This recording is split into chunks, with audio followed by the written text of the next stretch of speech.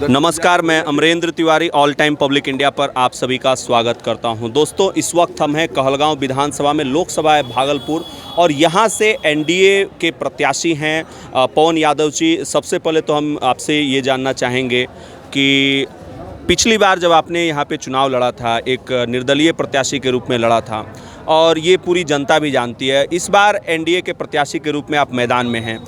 क्या मुद्दे रहेंगे इस बार जो चुनाव में आप देख रहे हैं? यहाँ कहलगांव की समस्याओं से आप पूरी तरीके से वाकिफ़ हैं। अभी मैं यहाँ के वोटरों से भी बात कर रहा था, तो क्या मुद्दे जो है जेन्युइन मुद्दे नज़र आते हैं आपको यहाँ पे? देखिए, कहलगांव विधानसभा के साथ साथ पूरे भागलपुर ज़िला और भागलपुर ज़िला के साथ साथ पूरे बिहार का विकास और विकसित होगा मेरा समाज। विकसित करने के लिए हम लोग अभी ये 2020 का चुनाव जो है लड़ा जा रहा है कि हमारा समाज जो हो विकसित हो, और हम लोग सब मिल करके इस समाज को विकसित की ओर ले जाएंगे। अच्छा, एक चीज़ मुझे बताइए कि अभी आपने जो है चुनाव लड़ने से पहले आप लगातार जो है क्षेत्र में जब घूम रहे थे, तो कुछ ऐसी समस्याएं हैं जो सभी जानते हैं, लेकिन उन समस्याओं का समाधान जो है नहीं दिखता है।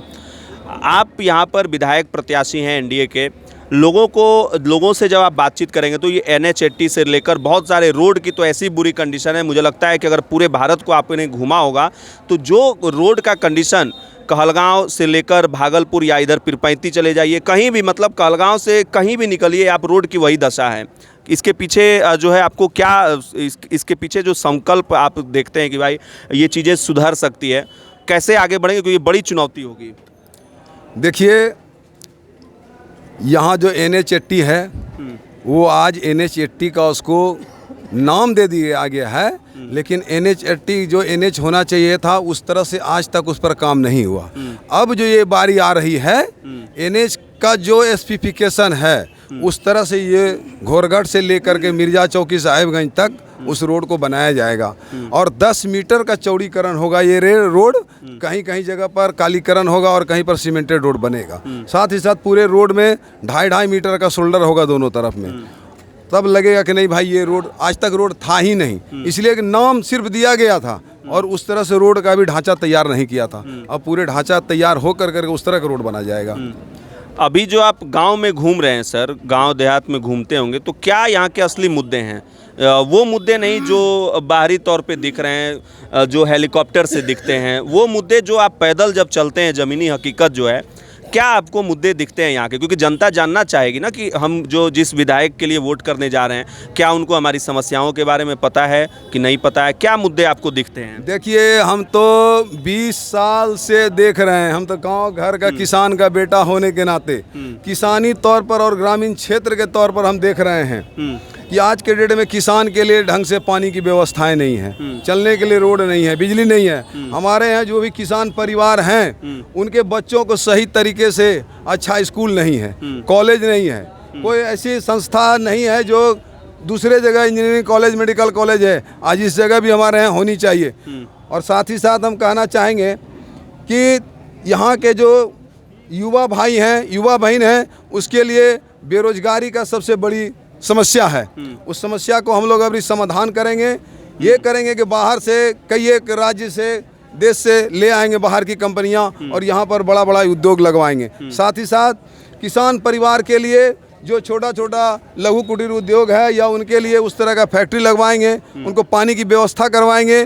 किसान के लिए जो खेतों में बढ़िया से पानी जाए, उनका फसल बढ़िया हो, और जो बाहर से यहाँ मंगाएंगे, जो फैक्ट्री लगवाएंगे हम लोगों ने, उसके यहाँ जा कर के वो अपनी बीज अपना सामान को बिक्री करेंगे और उचित उसको उसको पैसा मिलेगा। साथ ही साथ हम कहना चाहेंगे, आज ये पूरी व्यवस्था नहीं होने की वजह से जो अगर किसान के पास होता है सामग्री, उसका सही मूल्य नहीं मिल पाता है। उस चीज़ को हम लोग मुहैया कराएंगे और युवाओं के लिए रोजगार मुहैया कराएंगे। युवाओं के लिए रोजगार मुहैया कराएंगे।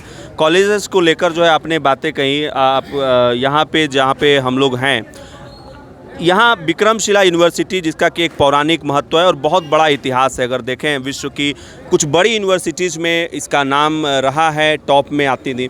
आज जो इसकी ये कंडीशंस हैं, जो सिर्फ एक जनवरी के दिन आप भीड़ देखते होंगे, और पौराणिक स्थल होने के नाते लोगों में उत्सुकता भी रहती है। बहुत सारे युवा तो ये जानते नहीं कि हमारे ही बीच कितना बड़ा चीज़ है वो। इसके लिए क्या आपके दिमाग में चल रहा है? देखिए, ये विक्रमशिला की धरोहर जो पहले था, देश विदेश से लोग आकर के यहाँ शिक्षा ग्रहण करते थे और आज के डेट में वो खंडर हो गया। पुनः उसका विक्रमशिला विश्वविद्यालय, केंद्रीय विश्वविद्यालय, उसको हम लोग उसको बनवाने का काम करेंगे और वो जो धरोहर नस्नाबूद हो गया है उसको धरातल पर ला कर करके केंद्रीय विश्वविद्यालय का रूप दिलवाने का काम करेंगे। इसलिए कि पूरे इलाके का फिर आदमी आकर के वहीं पर अपना शिक्षा ग्रहण करे। यहाँ से बाहर 500-1000 किलोमीटर दूर यहाँ की बच्चे एवं बच्चियों को जो पढ़ने वाले हैं उनको जाना पड़ता है। यहाँ की पैसा जो है दूसरे राज्य में चला जाता है। कम से कम ये हमारे यहाँ विश्वविद्यालय हो जाने से, केंद्रीय विश्वविद्यालय, तो यहाँ का बच्चा पढ़ेगा भी और यहाँ का पैसा यहीं रहेगा। आप भी कह रहे हैं कि बेरोजगारी जो है बड़ा मुद्दा है, तेजस्वी यादव भी यही बात कर रहे हैं कि बेरोजगारी बड़ा मुद्दा है। तो लगता है कि महागठबंधन ने जो यहाँ पे प्रत्याशी चुनाव किया है, कोई जो है आपको किस तरह का कंटेस्ट आप देखते हैं? क्योंकि आप तो अब पार्टी के सिंबल पे लड़ाई लड़ने जा रहे हैं, कितना फ़र्क पड़ता है और क्या लगता है आपको कि किस तरीके का माहौल अभी दिख रहा है आपको? देखिए, यहाँ पर 45 साल से जो है विकास के नाम पर नगण्य है, नन्य है, कुछ नहीं है विकास के नाम पर। और एनडीए गठबंधन के तौर पर हम किसान के बेटा को यहाँ से टिकट दिया गया है, किसान परिवार से आह्वान किया गया है कि अपने बेटा को यहाँ से जिता कर करके आप पटना की धरती पर भेजिए।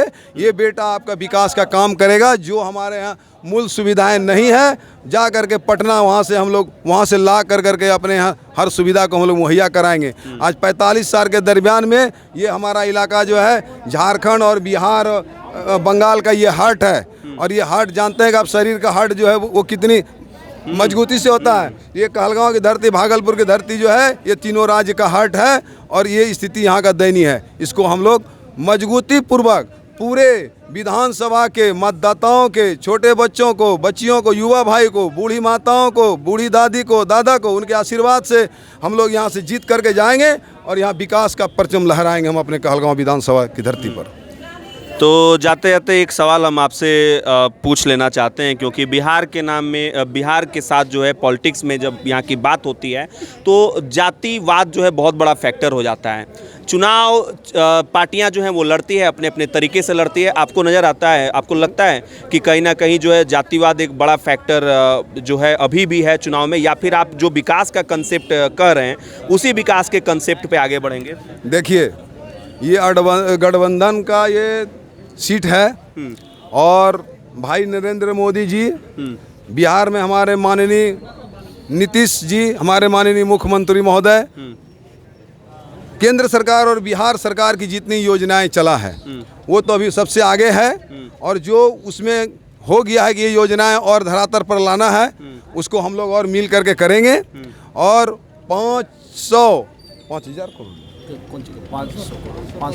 500 करोड़ विक्रमशिला के लिए पैसा दिया गया है। 3400 करोड़ है फोर लेन के लिए, इसके 973 करोड़ है आपका एनएच के लिए। तो ये सब जो है कि केंद्र सरकार की और अपना राज्य सरकार का देन है। इस पर हम लोग चुनाव के बाद हम लोग इसको धरातल पर उतारने का काम करेंगे। और अपने यहाँ बियाडा का जो है उनके लिए भी पैसा आ रहा है।